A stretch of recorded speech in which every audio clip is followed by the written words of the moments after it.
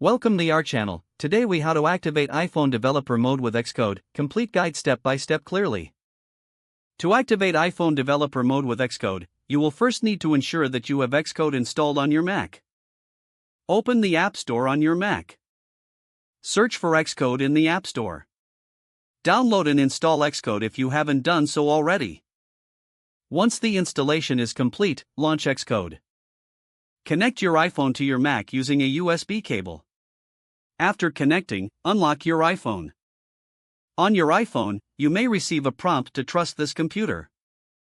Tap on Trust and then enter your device passcode if required. Once your iPhone is connected and trusted, return to Xcode on your Mac. In Xcode, open the window menu and select Devices and Simulators. In the Devices and Simulators window, your connected iPhone should appear in the list on the left. Select your iPhone from the list. If you see a message that developer mode is not enabled, click on the Enable button. Follow any additional prompts that may appear on your iPhone screen.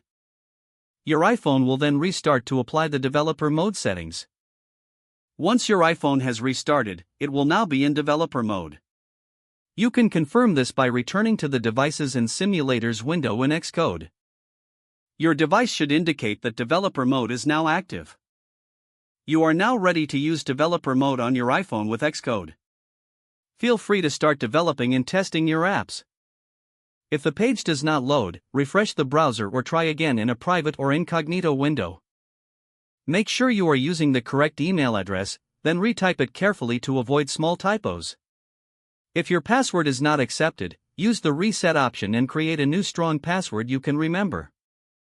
Check your spam folder for verification or security emails, then complete any requested confirmation steps. Enable two-factor authentication if available to improve account security and reduce unauthorized access risk.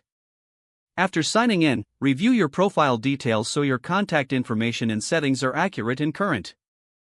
If you see an error message, note it down and try again after restarting your device and internet connection.